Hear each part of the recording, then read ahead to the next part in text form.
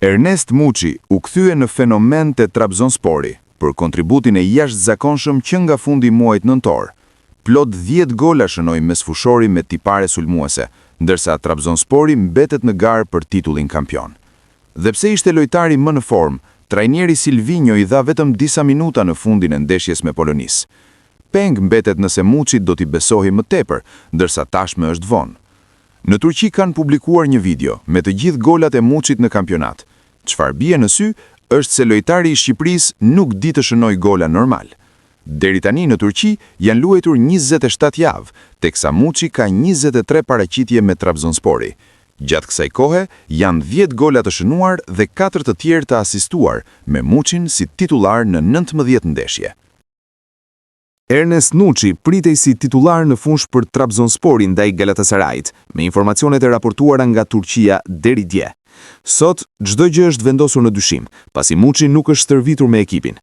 Nëse dje ishte pjesë e skuadrës në stërvitje, Muçi sot qëndroi i veçuar në palestrën e klubit. Për të tregohet se ka ndier dhimbje.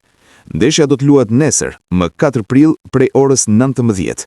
Stafi do të pres deri në fund për vendimin e tij. Kujtojmë se Muçi u largua nga kombëtarja pikërisht për shkak dëmtimi. Tek Trabzonspori është treguar i gatshëm që të rrezikojë për sfidën më të rëndësishme. Sulmuesi Ernest Muçi u largua nga kombëtarja të dielen që lan pas, ndërsa nuk ishte i disponueshëm për miqësore në Ukrainë-Shqipëri. Federata Shqiptare e Futbollit doli me komunikat zyrtare se 25 vjeçari, pas rezonancës magnetike, u evidentua një edem në nivelin e muskulit. Menjëherë pas këtyre rezultateve, ish sulmuesi i Tiranës u nis drejt Turqisë te klubi Trabzonspor, me qëllim kontroll më të imtësisht dhe fazën e riaftësimit. Në prag të ndeshjes Trabzonspor Galatasaray, e vlefshme për javën e 28 në Superligën e Turqisë, vetë Muçi ka folur për herë të parë në lidhje me dëmtimin, madje duke befasuar jo pak. Do të luaj në derbi me çdo kusht. Është ndeshja më e rëndësishme e sezonit. Dua të ndihmoj skuadrën dhe t'u japim tifozëve një fitore të madhe.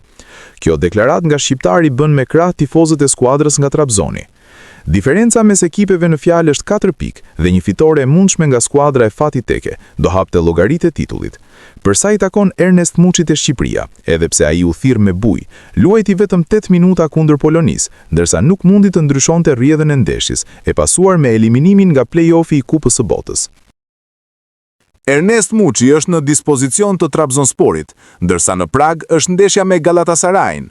Sot në Turqi kanë zbuluar prapaskenat ku Muçi tregohet i gatshëm gjithë rrezikojë. Do të luaj sido që të ndodh. Është ndeshja më e rëndësishme e sezonit. Do t'i mbështes shokët e mi të ekipit në fushë. Është shprehur Muçi ndaj stafit teknik dhe doktorëve.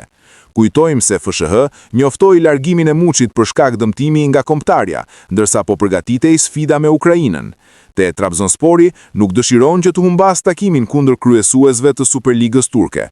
Muçi deri tani është duke kaluar një sezon rekord në Trabzon. Në 29 ndeshje janë 13 gola të shënuar dhe 8 të tjerë të asistuar nga ana e tij.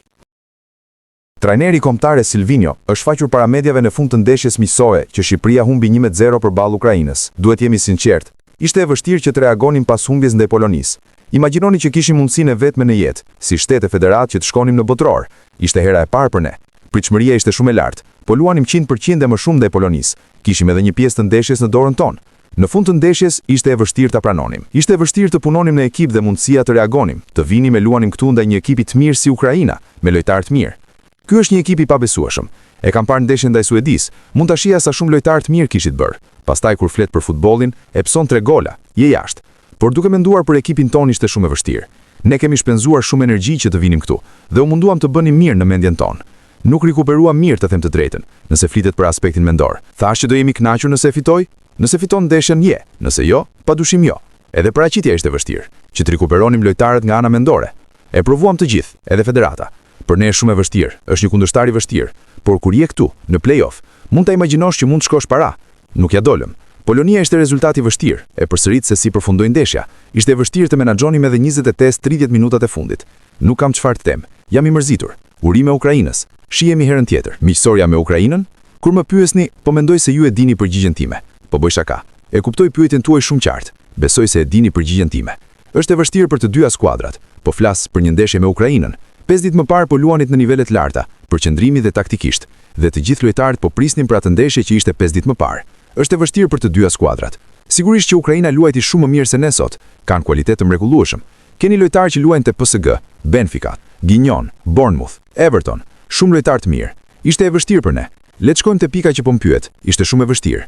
Që Shqipëria të shkonte në play-off, nënkuptonte shumë për të gjithë. Mund të ishte më mirë, por ne kishim eksperiencën që luajtëm 2 ndeshje dhe pse i humbëm të dyja, u shpreh trajneri Silvinho.